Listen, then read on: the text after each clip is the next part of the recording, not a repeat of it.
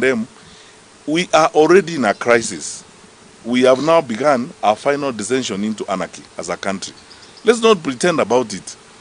When you look at the scale of destruction, the pain and the losses in Homa Bay, into chaos. The president and his government have chosen, because ask yourself the question, you can go far back to the attacks in Odaya, when Rigathi Gachagua was going to church and he was attacked there by armed people and so on. All the way the 3 weeks ago or 4 weeks ago, when Linda Mwananchi convoy was stoned in a place called Keumbu in Kisii. Those guys were arrested. They were to court on Monday. There wasn't no prosecutor, there wasn't a file, there was nothing. The magistrate released them, they walked away. When the local member of parliament was invited to record a statement by the DCI, he did not as much as turn up. We lost a life there, a gentleman called Mapinduzi. We buried him a while ago, and that story is gone. We are going on. No investigations done, no arrests, nothing. 2 weeks earlier, elected leaders, members of the county assembly in Kisii, were beaten up by thugs in the center of town at 9 a.m. in the morning.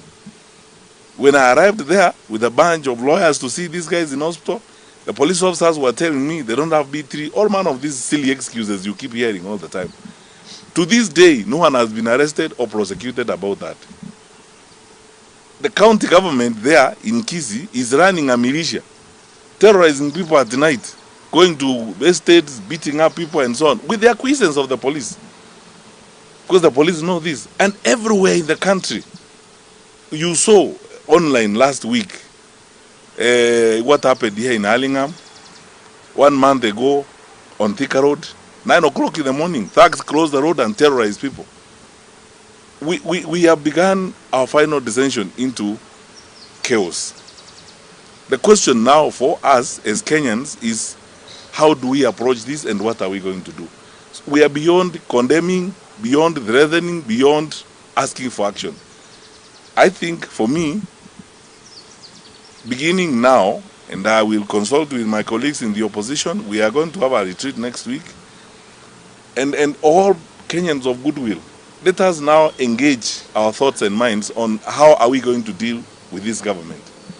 Because this is not ordinary business. What you are seeing here is not ordinary business. There are no arrests. The political difference is not a good enough excuse to inflict the kind of loss and pain that we have seen this weekend. And while we are on that, and I will discuss more of this when I get another opportunity, there's stuff that people are not talking about.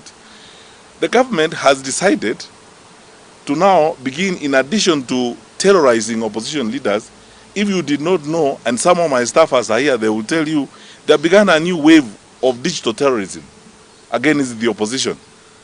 They have acquired resources from some criminal groups in the nation country, and they are accessing social media accounts of opposition leaders.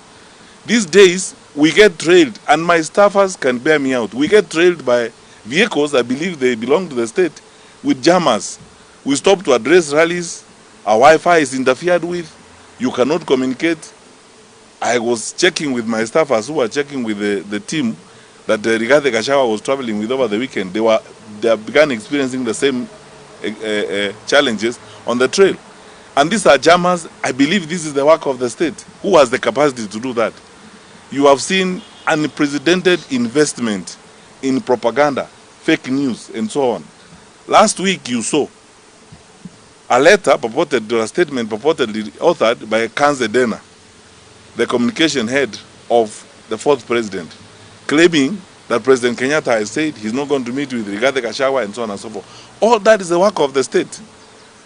Now the state is investing huge amounts of money in propaganda, in fake news, and so on, targeting the opposition, and so on, instead of focusing on the challenges we have as a country. All these are acts of a government that is not interested in the order and stability of the country. And let us not delude ourselves. Let us not delude ourselves. Countries that have begun this path this way end up like some of our neighbors. The level of anarchy in the country and the evidence of state failure is all over, is replete. And by the way, we talk to senior officers even in the security sector. They are demoralized, they are so frustrated. Where do we get some of this information? Is senior security officers, some of who talk to us, and they are equally demoralized. They are frustrated. They tell you all these things. They say, this is unprecedented. The level of state-supported or state-tolerated crime against the people of Kenya is unacceptable. So, I think the government has made its choice on this particular matter. It's now upon the people of Kenya to also now make their choice. And this is not going to come easily like that. It's going to require all of us to have conversations, consult one another, plan, and take a course that we believe, first of all, is lawful and preservative of our country, and then see how else we can address this problem. Otherwise, we are not going to reverse this. You know, our fellow citizens who happen to be in power, President Ruto and his colleagues, imagine unwisely that access to instruments of power guarantees you control and management of this for a long time. They are so wrong, and they will discover how wrong they are shortly. The unfortunate thing is that it will be at the expense of lives such as those that were lost in Homa Bay. Because none of us, you know, you can't terrorize the public as a way of surviving, because the repercussions are dire. When wananchi begin to respond to this terrorism, to this madness by the state, you will not be able to control the country. You are radicalizing the country to a point where you won't be able to control it. When people rise up against this, it's going to be completely uncontrollable. Because ask yourself the question, these people you are paying, these thugs you are paying and goons and all that, to terrorize your opponents, when they are done terrorizing your opponents, what are they going to do? They are going to turn on you, first of all. They will come to your houses. They will want this money. You are socializing them to a consistent supply of income through crime. And that is not going to be the way of sustaining our country. Finally, because we are in this, and then let's be very honest with each other. We've not been here before as a country. This is unprecedented. It's unusual. And I'm not going to waste my time saying we condemn this in the strongest terms possible. We are done with condemning. How many times are we going to condemn? Memoranda has been taken to the Inspector General of Police.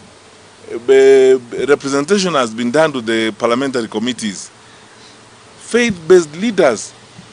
Because if I am in leadership and people speak to me the way the Conference of Catholic Bishops spoke, I would actually be worried. The PCA bishops and all these people, if you are a leader and your religious leaders in your country speak to you the way these leaders have been speaking, you of course to be concerned and do the right thing. But it's abundantly clear they don't care. They just simply don't care. They're playing for one thing, survival. And nothing matters. The independent institutions will be abused. Security sector institutions will be abused, so that one end is achieved, political survival. Unfortunately, the cost is very high. So I take this opportunity, painfully and sadly, to convey our condolences as a party to those who lost their lives yesterday, including a Form 3 student.